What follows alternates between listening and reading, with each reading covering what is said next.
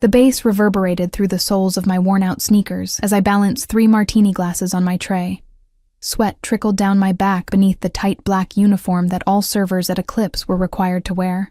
6 weeks into this job, and I still wasn't used to the weight of men's stares following me across the floor. "Table 12, Hazel. Don't spill this time," Marco, the floor manager, hissed as he passed me. I nodded, swallowing the sharp retort that rose in my throat. I needed this job more than I needed my dignity. That's what leaving a marriage with nothing but the clothes on your back will do to you. The club's darkness was a blessing and a curse, hiding the dark circles beneath my eyes, but making it nearly impossible to navigate between the tightly packed tables. Eclipse wasn't just any nightclub, it was the nightclub in the city, where the elite came to see and be seen, where money flowed as freely as the imported champagne, and where people like me existed only to serve and remain invisible. I carefully placed each glass down, my hands trembling slightly. 3 cosmopolitans, I announced, though the women barely acknowledged me, too engrossed in their conversation about someone's recent divorce. Divorce. The word still stung. It had been 6 months since I'd left Richard. 6 months of rebuilding a life he'd spent years dismantling. 6 months of ignoring his texts threatening to make me regret it if I didn't come back. A ripple moved through the club, subtle but unmistakable. The music didn't stop, but it seemed to recede, like the ocean pulling back before a tsunami. The VIP section, separated from the main floor by velvet ropes and mountain-sized security guards, was being prepared. Someone important was coming. I didn't pay much attention. The rich and famous weren't my concern. Making enough tips to pay this month's rent for my shoebox apartment was. "Hey, another round here?" A man at table 14 snapped his fingers at me like I was a dog.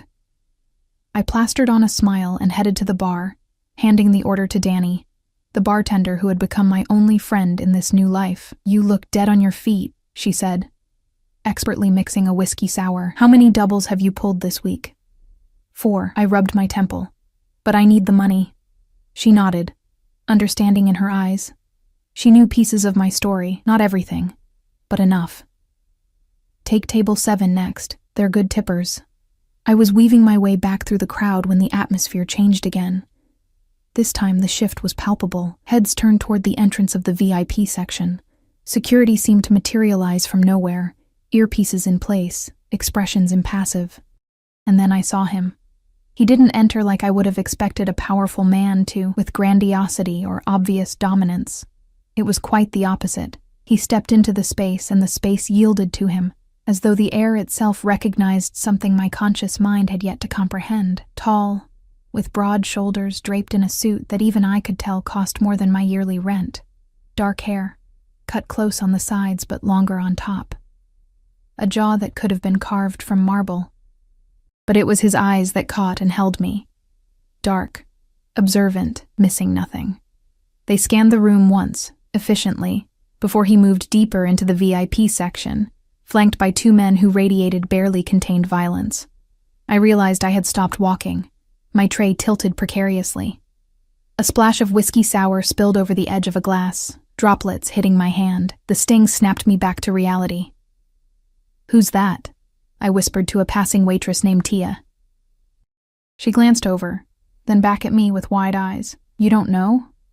That's Nikolai Vasilyev. He owns this place. Well, this place and half the city." She hesitated, then added, "We don't talk about him, and we definitely don't stare." Something about her tone made my skin prickle with goosebumps. I nodded and continued to table 7, suddenly very aware of the VIP section at my back. The night progressed in its usual rhythm of drink orders, subtle insults from drunken patrons, and the constant throb of music that had become the soundtrack to my new existence. By midnight, my feet were screaming in protest, and I was counting the minutes until my shift ended at 2 a.m. "Hazel." Marco appeared at my elbow, his voice strangely subdued. "You're needed in VIP." My stomach dropped. "What? Why? I don't serve VIP." His eyes darted nervously to the elevated section. "You do tonight. Mr. Vasilyev asked for you specifically." Cold fear sliced through me. How does he even know my name? Marco didn't answer, just gestured impatiently for me to go. I looked to Danny at the bar, who gave me a concerned shrug.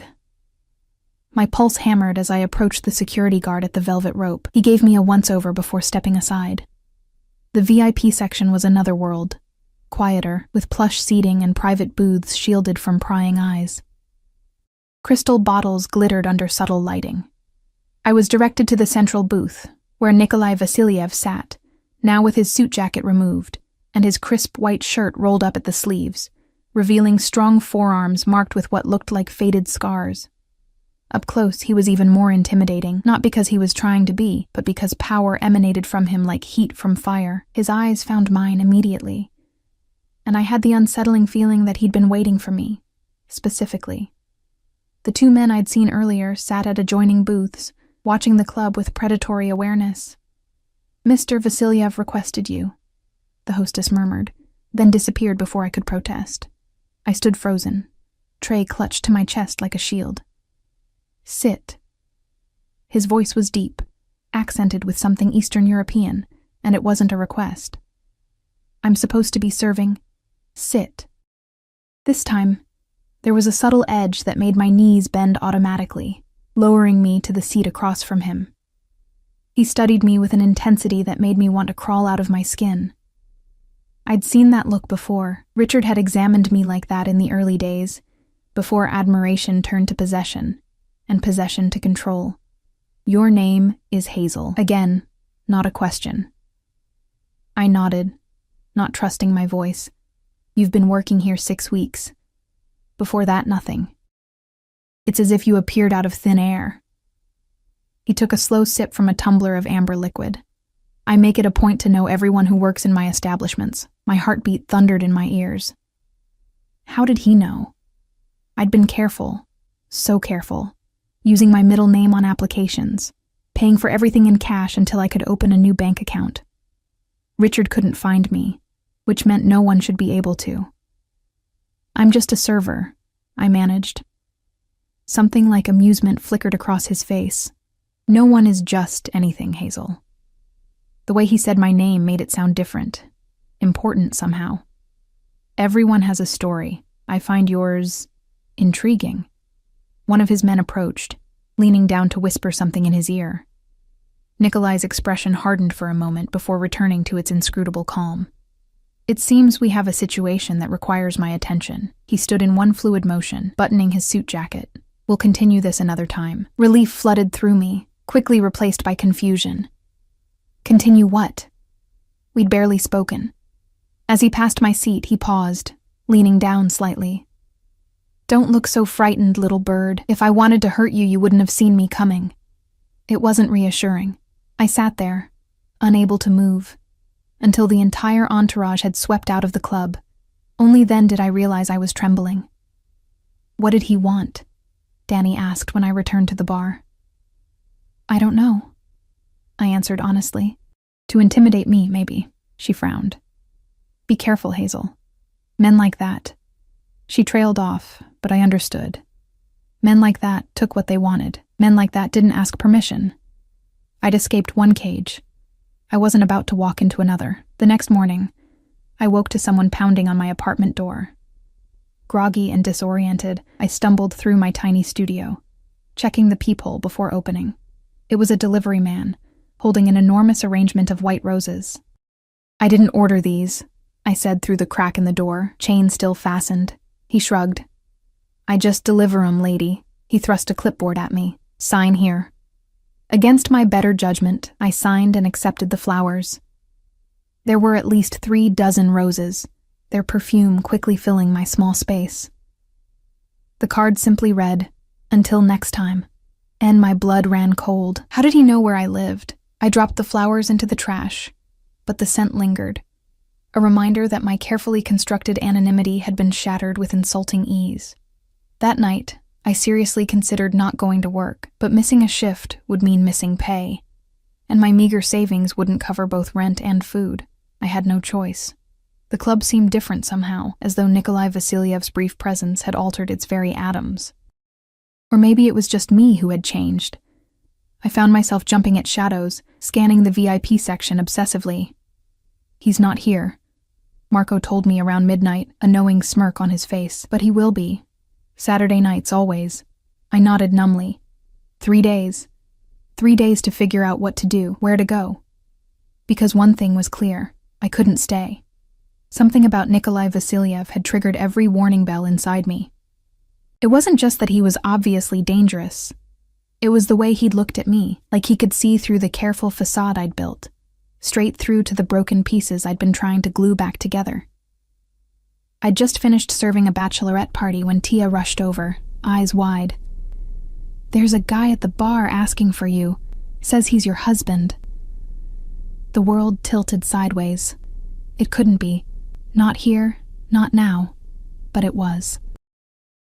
Richard sat at the bar, his familiar profile sending ice through my veins. He was speaking to Danny, who was looking increasingly uncomfortable. I backed away, bumping into a table. A glass toppled, shattering on the floor.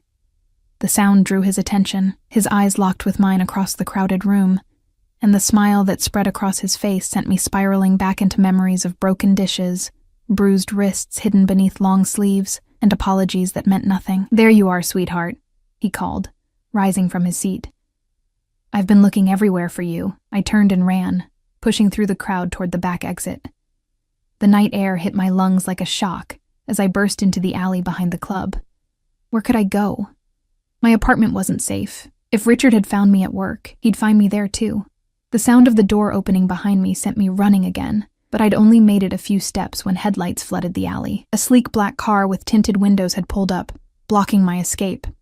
Trapped between Richard and an unknown threat, I froze. The car's back door opened. "Get in!" came a voice I'd heard only once but already recognized. Nikolai Vasilyev.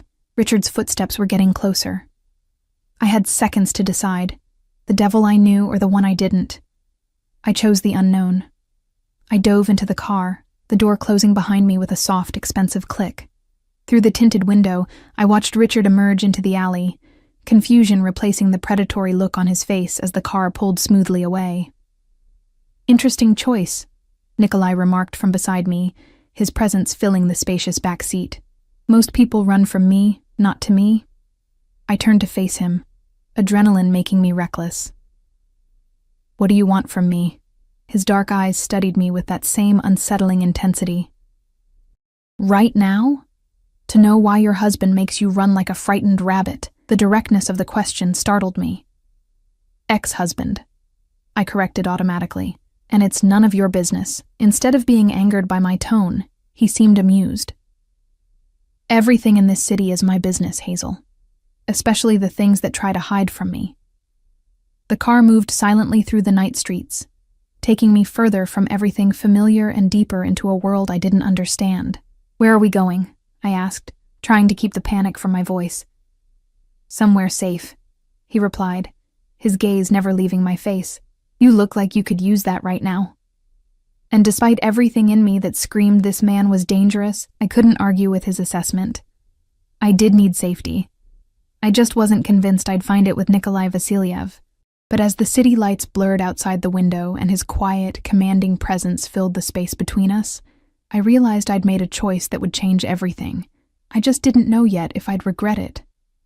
The car glided through the city like a shark through dark water. I pressed myself against the door, maintaining as much distance as possible from Nikolai, whose calm was somehow more unnerving than Richard's rage had ever been. "You're afraid," he observed, as if commenting on the weather. "I don't know you." His lips curved slightly, "and yet you chose me over him." "I chose a moving vehicle over a man who—" I stopped, unwilling to share the broken pieces of my past with this stranger. "Over a man who hurt you." Nikolai finished my sentence with such certainty that I flinched. "The question is how, and why you've been running instead of seeking protection." I laughed bitterly. "Protection? From whom? The police who told me it was my word against his? The justice system that would give him a slap on the wrist while he'd give me another broken rib?" As soon as the words escaped, I regretted them.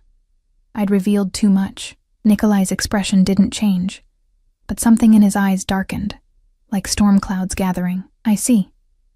The car turned into a gated driveway, approaching what looked like a modern fortress disguised as a mansion. Floor-to-ceiling windows reflected the moonlight. and security cameras tracked our approach with mechanical precision. "Where are we?" I asked, my mouth dry. "My home."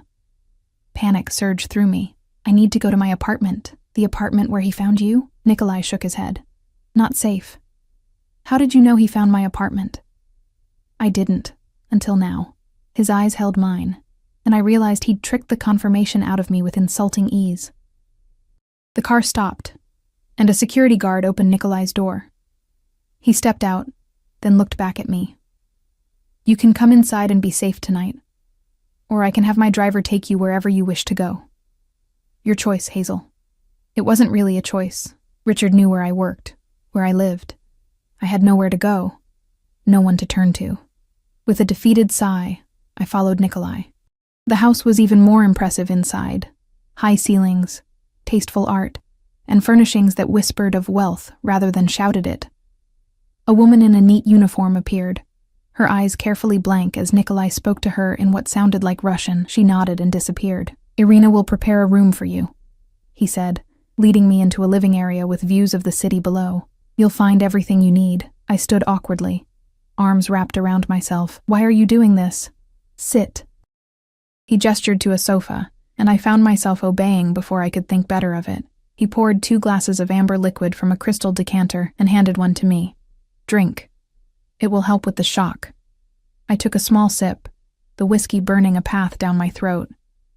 "You didn't answer my question." He sat across from me, unbuttoning his suit jacket with casual elegance. "Let's say I have an interest in keeping you safe. Why?" "Because rare things should be protected." I almost choked on my drink. "I'm not rare. I'm nobody." "You're wrong." His gaze pinned me in place. 6 weeks ago, you walked into my club with false papers, a middle name instead of your first, and eyes that have seen too much darkness. You work harder than anyone, never complain, and jump at shadows. You're running from something, someone. And yet you haven't left the city. He leaned forward. Most people who run keep running. You stopped. Why? The accuracy of his assessment left me speechless. I took another drink for courage. I was tired of running, and I had nowhere else to go. His eyes softened fractionally. "And now?" "Now I'll have to disappear again," I whispered, the realization settling like lead in my stomach. Another city, another identity, another life built from scratch. Nikolai shook his head. "No." "No?" I echoed, confused. "You won't run again. You'll stay here under my protection." A hysterical laugh bubbled up. "I don't even know you. For all I know, you're worse than him." "I am worse than him," Nikolai said simply. "But not to you." His words sent a shiver down my spine, not entirely from fear. "Why would you protect me? What do you get out of it?" He studied me for a long moment. "Perhaps I see something of myself in you. Or perhaps I simply don't like men who abuse their power over those weaker than themselves." His lip curled slightly. "It shows a fundamental weakness of character." Irina reappeared, speaking softly to Nikolai. He nodded, then turned to me. "Your room is ready. We'll discuss the details of your situation in the morning." "Details?" I asked, suddenly wary again. "Your employment, your living arrangements, your security." He stood, indicating our conversation was over. "Irina will show you to your room. Try to rest." As if I could rest in the home of a man who was, by his own admission, dangerous. But I followed Irina through the sprawling house to a guest suite larger than my entire apartment. She showed me the bathroom, the closet already stocked with brand new clothes in my size, and the panel that controlled the lights and temperature. "How does he know my size?" I asked, fingering a silk blouse that probably cost more than my monthly rent. Irina's face remained impassive. "Mr. Vasilyev notices everything." She turned to leave, then paused at the door. "He is a good man, in his way." "You will be safe here." After she left, I explored the room, trying to process the surreal turn my night had taken. The bathroom was stocked with expensive toiletries. The bed looked like a cloud, and the view from the windows showed the glittering cityscape below. It was beautiful, comfortable, and utterly terrifying. I was in a Mafia boss's house, a man who apparently knew everything about me while I knew nothing about him, except that he wielded enough power to make me disappear if he wanted to. Despite my exhaustion, sleep seemed impossible. I paced, showered, tried on some of the new clothes, which fit perfectly, and finally curled up in an armchair by the window, watching the city lights blur through my tears. I must have dozed off because I woke to sunlight streaming through the windows. For a moment, I didn't remember where I was. Then it all came crashing back. Richard finding me, fleeing into Nikolai's car, this strange gilded cage I now found myself in. A light knock at the door made me jump. "Breakfast is served on the terrace when you're ready," Irina announced. "Mr. Vasilyev is waiting." I quickly dressed in jeans and a simple blouse from the closet, ran a brush through my hair, and followed Irina through the house. The morning light revealed details I'd missed last night: security panels, cameras discreetly tucked into corners, men in suits speaking quietly into earpieces. The terrace overlooked manicured gardens that gave way to a view of the city beyond. Nikolai sat at a table laden with food, reading something on a tablet. He looked up as I approached, and I was struck again by how intimidating he was even in casual clothes. A black sweater that emphasized his broad shoulders and dark jeans that somehow looked tailored. "Did you sleep?"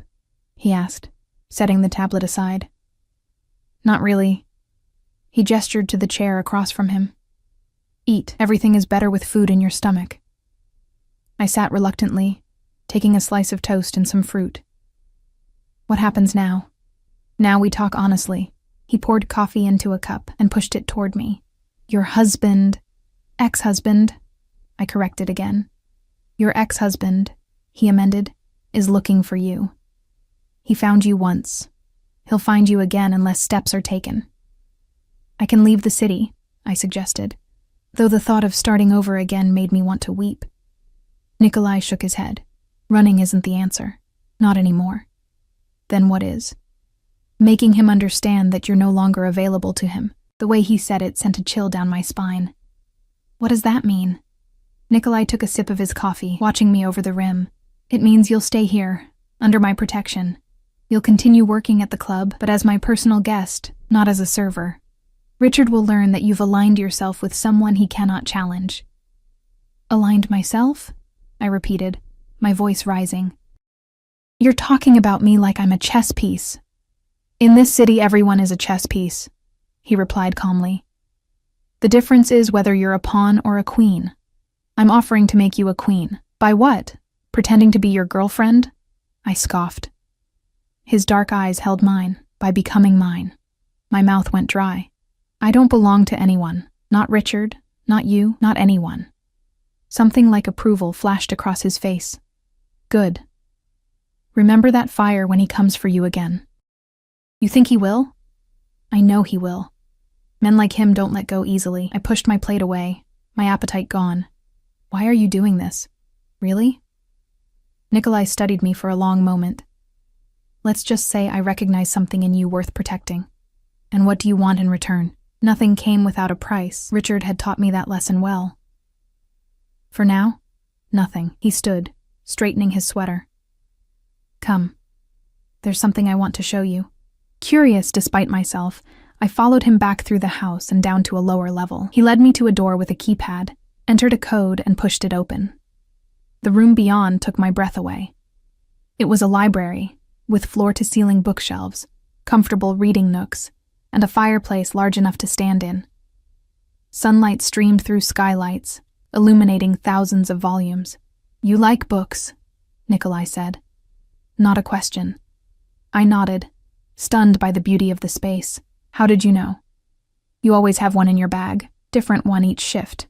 The fact that he'd noticed such a small detail was unnerving.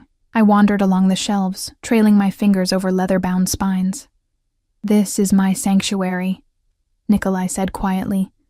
"Few people are allowed in here." I turned to find him watching me, his expression softer than I'd seen it. "Why show me?" "Everyone needs a safe place. While you're here, this can be yours." The gesture was unexpectedly touching. "Thank you." Days passed in a strange, suspended reality. I continued working at Eclipse, but everything had changed. I no longer served drinks. Instead, I sat in the VIP section beside Nikolai, watching the club from his vantage point. The other employees regarded me with a mixture of curiosity and wariness, as if I'd crossed an invisible boundary. In some ways I had. Each night, Nikolai's driver would take me back to his mansion, where I slept in the guest suite that was slowly accumulating my belongings. During the days, I was free to roam the grounds or lose myself in the library, though I was never truly alone. Security personnel maintained a discreet distance, visible reminders that I lived in a world of calculated risks and constant vigilance. Nikolai himself was an enigma. Sometimes he would join me in the library, working silently at a desk while I read. Other times, I wouldn't see him for a day or more.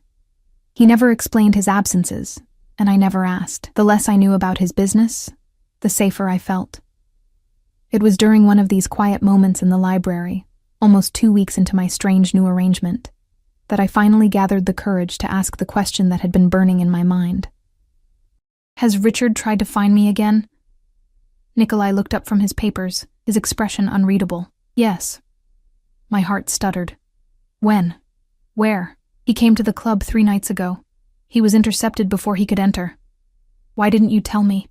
Nikolai set his pen down deliberately. "Would knowing have made you feel safer or more afraid?" I considered this. "I don't like being kept in the dark." "Noted." He studied me for a moment. "He also went to your former apartment. Twice. And he's been asking questions about me." A cold knot formed in my stomach. "What kind of questions?" "The kind that will lead him nowhere useful." Nikolai's tone was dismissive. "He's becoming desperate. Desperate is when he's most dangerous," I whispered. Memories flooding back. A fist through drywall inches from my head. A coffee mug hurled across the kitchen. Fingers digging into my arms hard enough to leave bruises. Something in my expression must have revealed my thoughts, because Nikolai's face hardened. "Tell me what he did to you." It wasn't a request, but after years of forced silence, words failed me. Nikolai moved to sit beside me on the sofa, close, but not touching. "Hazel, I need to know what I'm dealing with." I took a deep breath. It started small. Criticisms. Checking my phone. Getting angry if I was late. Then controlling what I wore, who I saw. I stared at my hands, twisting in my lap. The first time he hit me was after a dinner party. I'd laughed too much at his friend's joke, apparently. He apologized for weeks afterward. Nikolai remained silent, but I could feel the tension radiating from him. It got worse. He'd apologize, promise to change, be loving for weeks. Then, something would trigger him. A burnt dinner. A call from my sister, the neighbor looking at me too long. My voice dropped to a whisper. The last time he put me in the hospital. 3 broken ribs and a concussion. He told the doctors I fell down the stairs. They pretended to believe him. "And that's when you ran." I nodded. While he was at work, I took cash from his wallet, packed 1 bag, and disappeared. No credit cards, no phone, nothing he could trace. Yet he found you. He's persistent, and he has friends in the police department. Nikolai's jaw tightened. "And now he's learning about me." "I'm sorry," I said automatically. "I've brought my problems to your doorstep." "No," he said sharply. He brought his problems to my doorstep when he pursued what's mine. The possessive statement should have alarmed me, but instead, a complicated warmth spread through my chest. "I'm not yours," I reminded him softly. His dark eyes held mine. "You're under my protection. That makes you mine in the eyes of this city." Before I could respond, his phone buzzed. He checked it, his expression closing off. "I have business to attend to. We'll continue this conversation later." I watched him leave, confusion swirling inside me. What exactly was happening between us? Was I trading one form of captivity for another, or was this something else entirely? Later that evening, I was getting ready for another night at the club when Irina knocked on my door. "Mr. Vasilyev says you will not be going to the club tonight," she announced, her accent more pronounced than usual. Alarm prickled along my skin. "Why not?"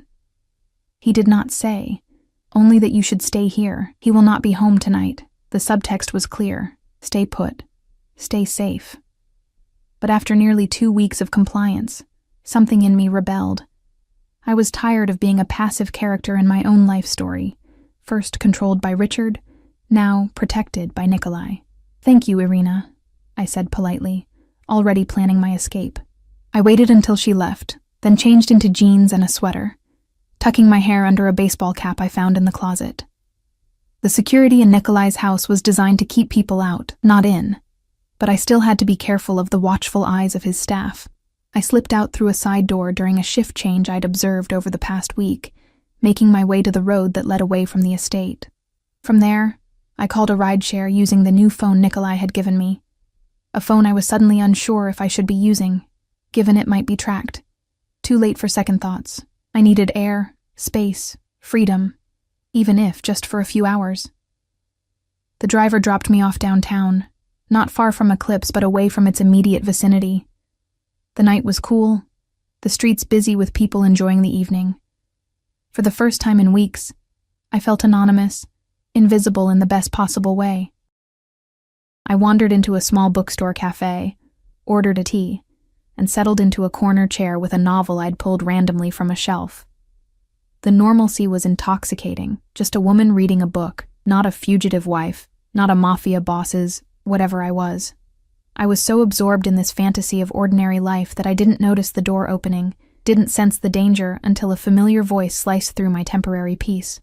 Hiding in plain sight. Smart, but not smart enough. Richard. He stood a few feet away, wearing the charming smile that had once made me fall in love with him, before I understood the darkness it concealed. He looked the same, handsome in that conventional corporate way, his blonde hair perfectly styled, his blue eyes cold despite his smile. "Leave me alone," I said, my voice steadier than I felt. He glanced around the quiet bookstore, then took the seat across from me. "Is that any way to greet your husband after all this time?" "Ex-husband." His smile tightened. "The divorce isn't final yet. You left before we could settle things." "There's nothing to settle. I don't want anything from you, except your freedom." He leaned forward, dropping his voice. "You embarrassed me, Hazel, leaving like that. People talk. I don't care. You should." His eyes hardened. "Especially now that you're sleeping with a criminal." I flinched. "I'm not..." "Don't lie to me." His voice rose slightly, drawing a curious glance from the barista. Richard immediately composed himself, the mask of civility sliding back into place. "Everyone knows you're living with Vasilyev.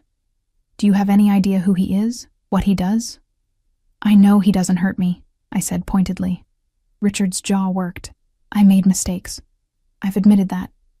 I've changed." The familiar refrain, "I've changed. It'll be different, I promise," echoed hollowly. "It doesn't matter if you've changed. I have. You can't hide behind him forever. I'm not hiding." "No?" Richard's smile turned cruel. "Then what are you doing sneaking out alone tonight? Does he even know you're here?"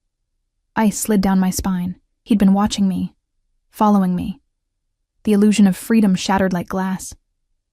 "What do you want, Richard?" "I want you to come home, where you belong."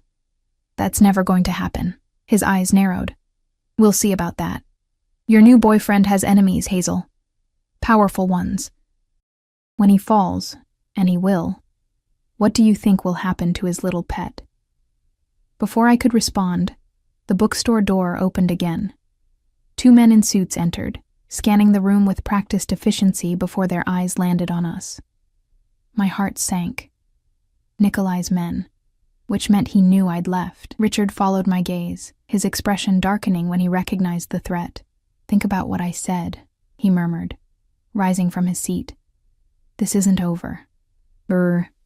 He walked past Nikolai's men with his head held high, brushing shoulders with one of them deliberately.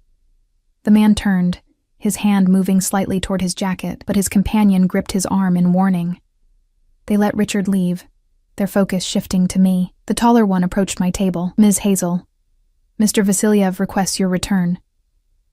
Not an order, but not really a request either. "I just wanted some air," I said, gathering my things.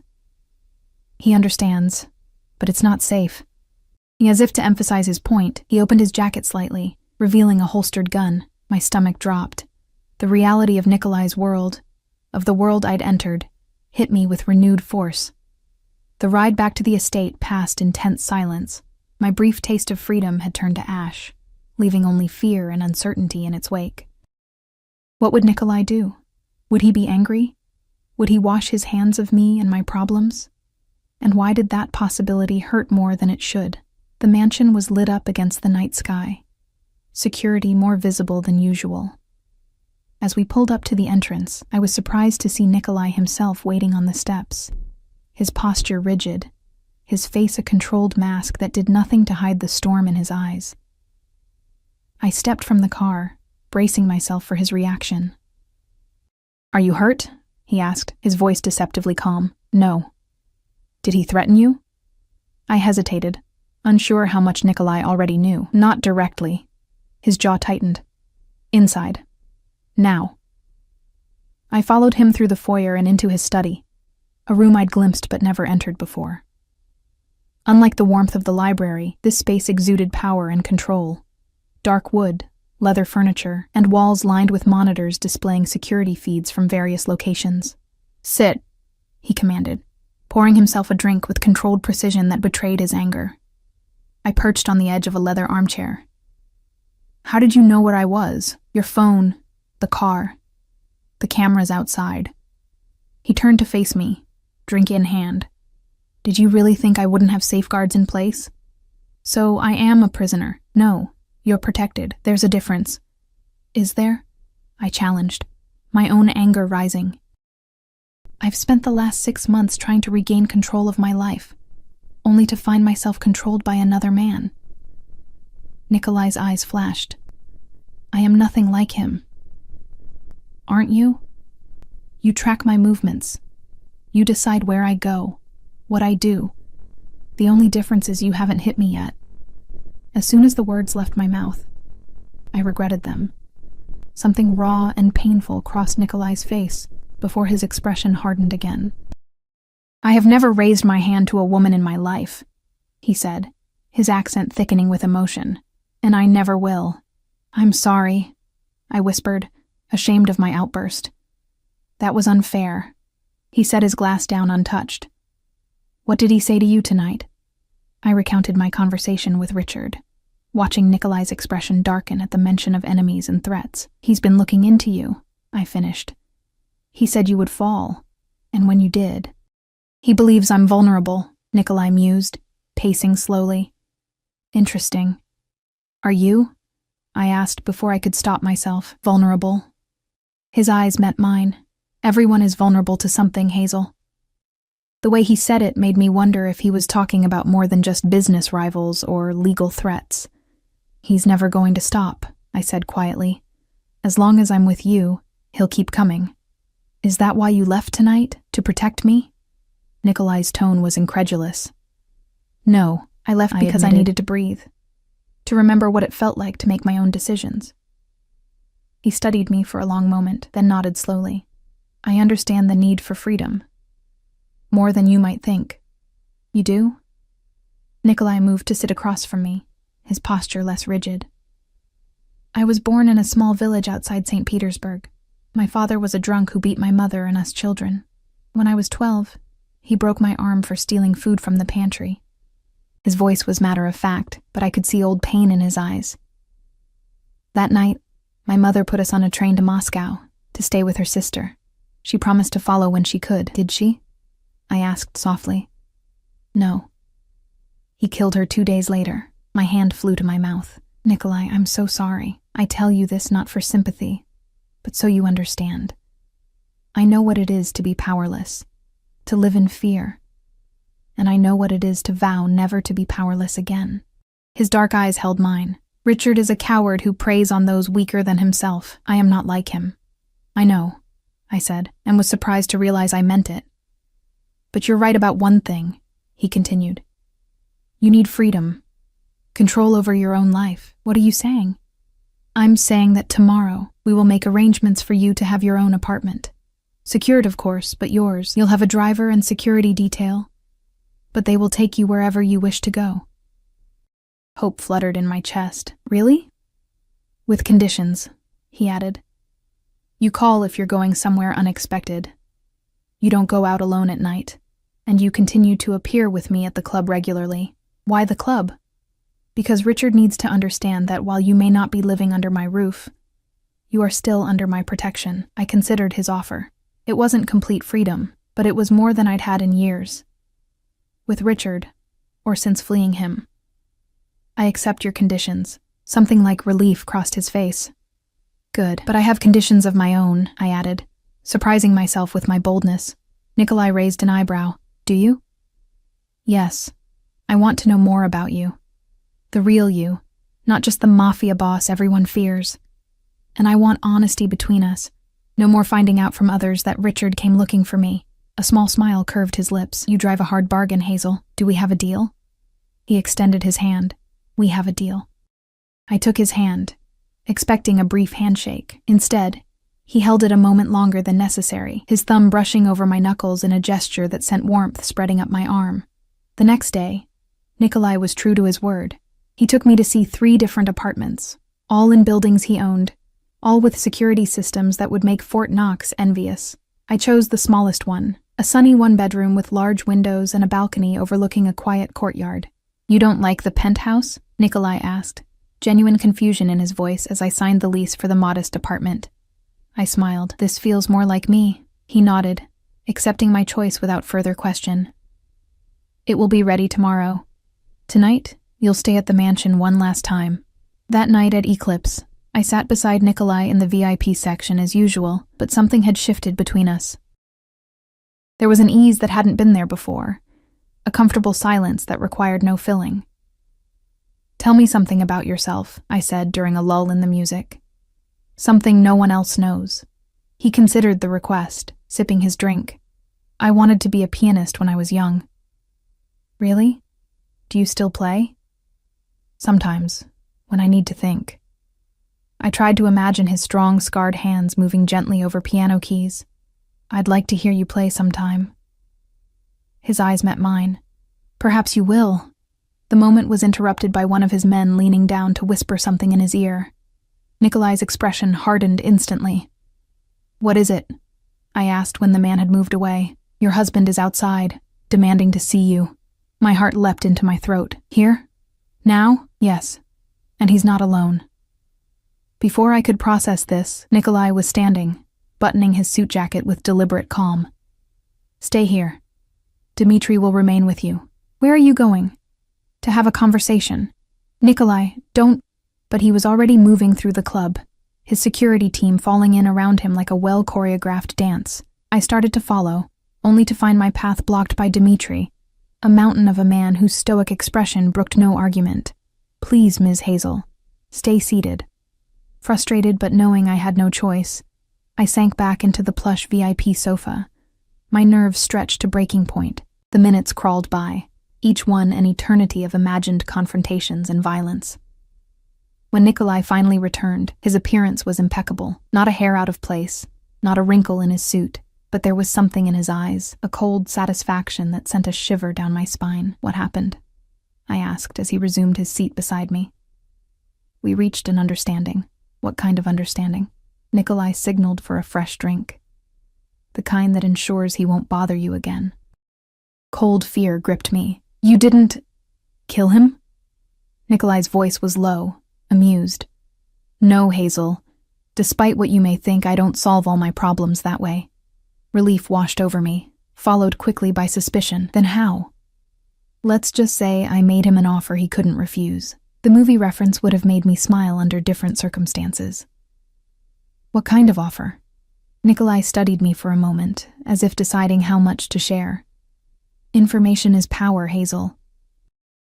I've known about Richard's indiscretions for some time. Financial ones, specifically. The kind his employers would be very interested to learn about. You blackmailed him, I realized. I presented him with options. He chose the one that allows him to remain employed and out of prison. Nikolai's smile didn't reach his eyes. In exchange, he signs your divorce papers, relinquishes any claim to you or your property, and leaves the city permanently. I stared at him, stunned. Just like that? Just like that. I don't believe it, I whispered. It can't be that easy. It wasn't easy. Nikolai corrected. It was the result of weeks of investigation, evidence gathering, and planning. I've had people watching him since the night you got into my car. The realization that Nikolai had been working to free me from Richard, even while I'd been chafing against his protection, hit me like a physical blow. Why would you do that for me? His eyes held mine, intense and unreadable. Because you deserve to be free. The emotion that swelled in my chest was overwhelming, gratitude mixed with something deeper, more dangerous. Without thinking, I leaned forward and pressed my lips to his cheek, a chaste but heartfelt gesture. Thank you, I whispered against his skin. When I pulled back, the look in his eyes made my breath catch.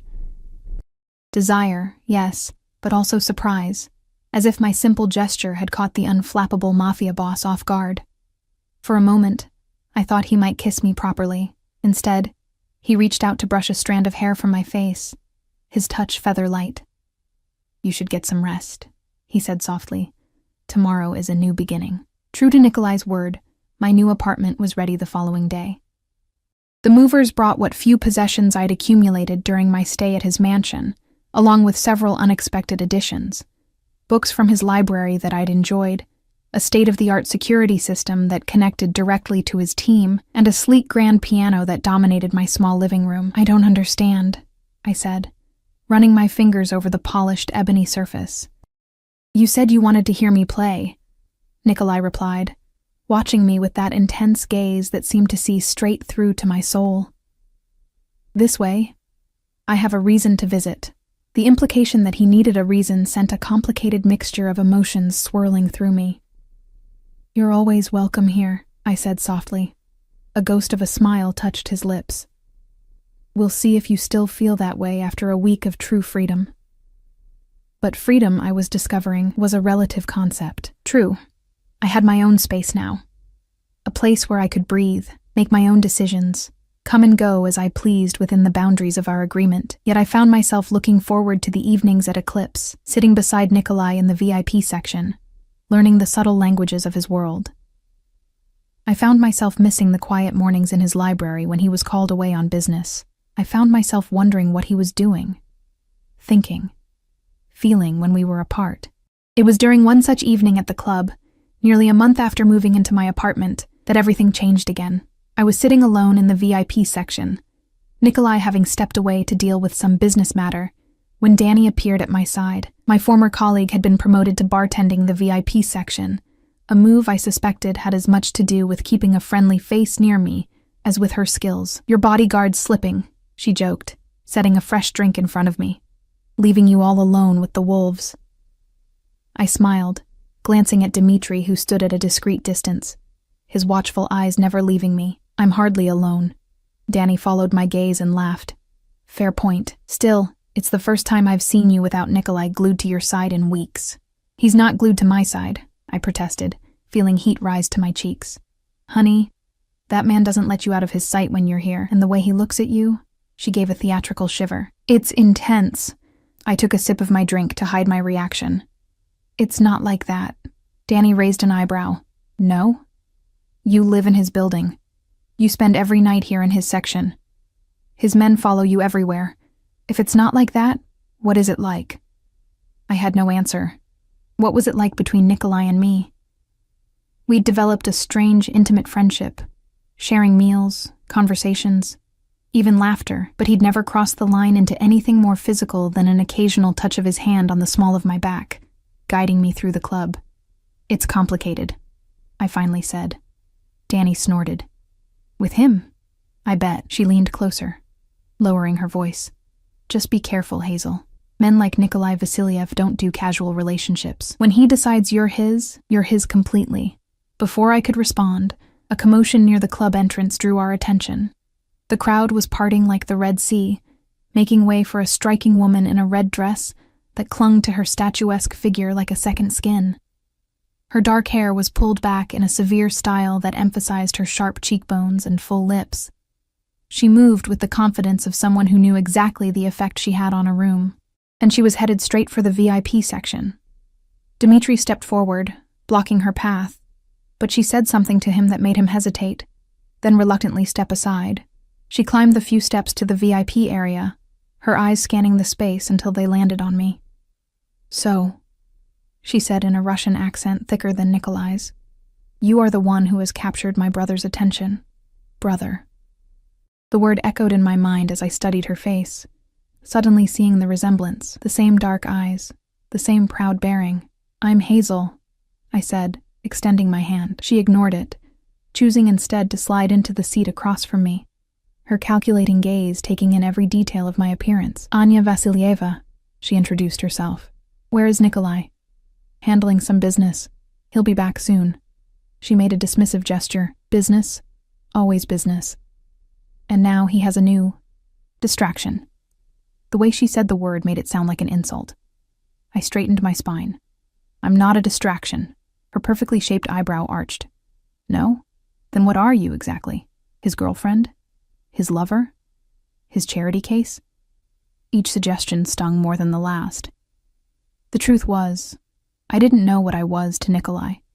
Not really, but I wouldn't let this woman, sister or not, belittle whatever existed between us. "I'm his friend," I said firmly, "and I don't appreciate your tone." And to my surprise, Anya laughed, a genuine sound of amusement. "She has spine, this one," she said, as if to herself. "Perhaps that is what he sees in you." Before I could respond, Nikolai appeared at the edge of the VIP section, his expression darkening as he took in the scene before him. "Anya," he said, his voice carefully controlled, "this is unexpected." She rose with fluid grace, air-kissing both his cheeks. "Brother, you've been avoiding my calls." "I've been busy." "So I see." Her eyes flicked meaningfully to me. Nikolai's jaw tightened. "Hazel, would you excuse us? I need to speak with my sister privately." I nodded, gathering my purse. "Of course." As I passed him, Nikolai caught my hand, giving it a gentle squeeze. "I won't be long," he promised, his voice soft enough that only I could hear. I retreated to the bar, where Danny immediately pounced. "That's his sister. She looks terrifying." "She is, a little," I admitted, watching as Nikolai and Anya engaged in what appeared to be a heated conversation, their rapid Russian making it impossible to understand even if I could have heard them over the music. "Family drama?" Danny asked, sliding a glass of water toward me. "I guess. I didn't even know he had a sister." Danny raised her eyebrows. "There's probably a lot you don't know about him."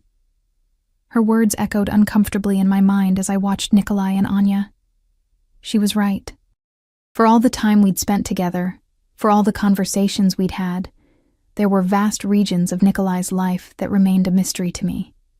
His business dealings, his past, the true extent of his power and how he wielded it. Did I really know him at all? The question haunted me as I watched them argue. Nikolai's normally impassive face was animated with emotion, anger, frustration, and something that looked almost like pleading. Anya remained cool, her responses making his expression darken further. Finally she stood, smoothing her dress with a decisive gesture. She said something that made Nikolai's entire body go rigid, then leaned in to kiss his cheek before turning to leave. As she passed the bar, her eyes met mine briefly, a cryptic smile playing at her lips. Nikolai remained seated for several long moments, his expression closed and distant. When he finally looked up and saw me watching him, something in his face softened.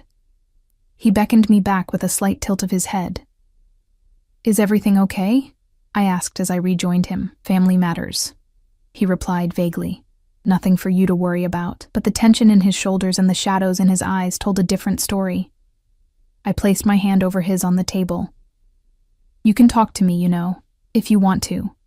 He turned his hand to clasp mine, his thumb tracing circles on my wrist. "Not here. Not tonight." His gaze softened. "Let me take you home." The ride to my apartment was quiet. Nikolai lost in thought beside me. I watched the city lights blur past the window, wondering what secrets his sister's visit had stirred up. When we reached my building, I expected him to say goodnight in the car as he usually did. Instead, he stepped out with me.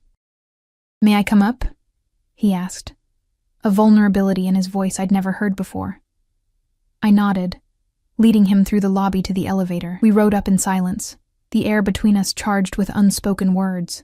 Inside my apartment, Nikolai moved to the window, staring out at the city lights. I gave him space, busying myself with making tea. Sensing he needed time to gather his thoughts, when I brought him a steaming mug, he accepted it with a grateful nod, but set it aside untouched. "My sister brings news from Russia," he finally said. "Our uncle is dying." "I'm sorry," I offered, unsure how else to respond. "Don't be. He's not a good man." Nikolai's voice was hard, but he is family, and he is the head of our family business there. Understanding dawned, and now they want you to come back, not just come back, take his place. His eyes met mine, dark and conflicted. "Return to Russia permanently." The words hit me like a physical blow. "Oh, Anya thinks I should go. That it's my duty. That the American experiment, as she calls it, has gone on long enough." I swallowed against the sudden tightness in my throat. "And what do you think?" Nikolai turned back to the window. "I left Russia for a reason, Hazel. I built something here. Something that's mine. Something separate from the old ways. The old blood. But it's still the family business," I said softly. He nodded. "Different country, different methods. But yes, at its core, it's still power and control." "When would you have to leave?" "Soon, a month, perhaps less," I nodded, trying to process what this meant. Nikolai leaving, going back to Russia, leaving me behind. "Hazel." His voice pulled me from my spiraling thoughts. He'd moved closer, standing just inches away. "Ask me to stay." My heart stuttered. "What?" "Ask me to stay, and I will." His eyes bore into mine, intense and vulnerable all at once. "Anya is right about one thing. I have been distracted, by you, from the moment you walked into my club with your false papers and haunted eyes. Nikolai, I told myself I was protecting you, that it was about keeping you safe from Richard. But the truth is far more selfish." His hand came up to cup my cheek. "I wanted you close to me. I wanted you in my world, and now I can't imagine my world without you in it."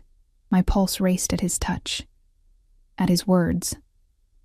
"What are you saying?" "I'm saying that I love you, Hazel. That I've loved you from the first moment I saw you, balancing that tray of drinks with such determined grace." His thumb brushed across my lower lip. "And I'm saying that if you ask me to stay, I will turn my back on Russia, on my family obligations, on everything for you." Tears blurred my vision. "I can't ask you to do that." "You can," he insisted. "You're the only one who can." I shook my head. "No, that's not fair to you or to me." Hurt flashed across his face. "You don't feel the same." "That's not it," I said quickly, catching his hand as he started to withdraw. "I do feel the same. I've been falling in love with you for weeks, maybe from that first night in your car when you offered me safety instead of taking advantage." Hope rekindled in his eyes. "Then why?" "Because I don't want to be the reason you abandon your family," I explained. "I don't want to be another obligation, another person making demands on you. You could never be that," he said fiercely. "I would be, eventually." I took a deep breath. "And I don't want to stay here without you, living in your building, protected by your men, waiting for your occasional visits from Russia." Understanding dawned in his expression. "What are you suggesting?" "Take me with you," I said, the words tumbling out before I could reconsider. "If you have to go back to Russia, take me with you." Nikolai stared at me, shock evident on his face. "Russia isn't like here, Hazel. It would be dangerous. The life there, my life there, would be harder, darker." "I know. You'd be leaving everything behind." I laughed softly. "What would I be leaving? A job at a nightclub? An apartment I've lived in for a month? I've already left my old life behind once. I can do it again." "For me?" His voice was hushed, disbelieving. "For us," I corrected. "But only if it's what you truly want, only if going back is the right decision for you, not just out of obligation." Nikolai pulled me against him, his arms encircling me with a gentleness that belied his strength. "I want you with me," he murmured against my hair. "Wherever I am, whatever I'm doing, I want you by my side." I tilted my face up to his. "Then take me with you." His lips found mine, tentative at first. then with growing intensity as I responded eagerly. All the weeks of tension, of growing closeness without crossing this final line, culminated in a kiss that left us both breathless. When we finally parted, he rested his forehead against mine. "Are you sure about this? About me?" "I'm not a good man, Hazel. You're good to me," I said simply. "And that's all that matters." He shook his head, wonder in his eyes. "How did I find you?" "I walked into your club with false papers, remember?" I teased, echoing his earlier words. His smile was transformative, lighting his entire face in a way I'd never seen before. Best hiring decision I ever made. 3 weeks later, I stood in Nikolai's mansion, our mansion now, watching as the staff packed the last of our essentials for the move to Russia. My new passport, bearing my real first name and Nikolai's last name, was tucked safely in my purse. The small private ceremony had taken place the previous weekend, with only Danny and a few of Nikolai's closest associates in attendance. "Having second thoughts?" Nikolai asked, coming up behind me and wrapping his arms around my waist. I leaned back against his chest, feeling the steady beat of his heart. "No, just thinking about how much has changed, for the better, I hope." I turned in his arms to face him, definitely for the better. 6 months ago, I'd been trapped in a marriage that was slowly killing me, both physically and spiritually. I'd escaped with nothing but the clothes on my back and a desperate determination to survive. Now I was embarking on a new adventure, with a man who, despite his dangerous world, had shown me nothing but respect, protection, and eventually, love. "Your sister called," I mentioned. "She's arranged for the Moscow house to be ready when we arrive." Nikolai nodded, a hint of tension in his jaw. "Anya is coming around to the idea of you." I laughed. "Is that what we're calling her thinly veiled threats and suspicious glares?" His lips twitched. "She's protective." "So are you," I pointed out, rising on tiptoes to kiss him softly. "It seems to be a family trait." Later that night, as we lay in bed discussing the details of our imminent departure, Nikolai's phone rang. He checked the screen, his expression immediately turning grave. "I need to take this," he said, pressing a quick kiss to my forehead before slipping out of bed. I watched him walk to the window, his powerful frame silhouetted against the night sky as he spoke in rapid Russian. Even now, there were parts of his world I wasn't privy to. Decisions and actions that happened in shadows I couldn't penetrate, but I was no longer afraid of those shadows. I had walked through my own darkness and emerged stronger.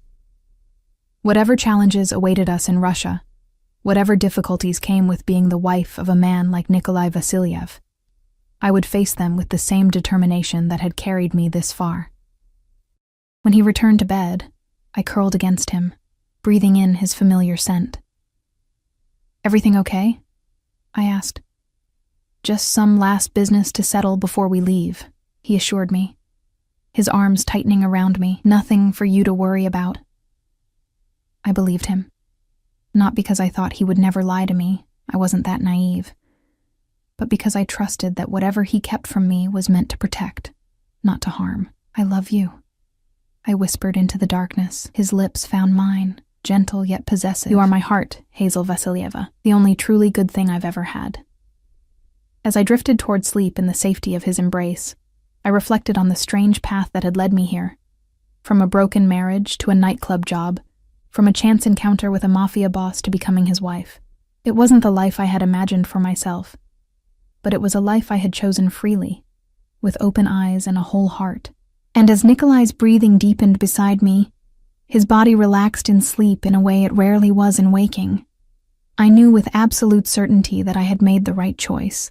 Whatever came next, Russia, his family business, the inevitable challenges of our unconventional union, we would face it together. I had escaped one life only to find another, more unexpected one waiting for me. And this time, I wasn't running away. I was running toward something greater than I had ever dared to hope for. A love powerful enough to transcend the darkness of our pasts, and strong enough to sustain us through whatever the future might hold.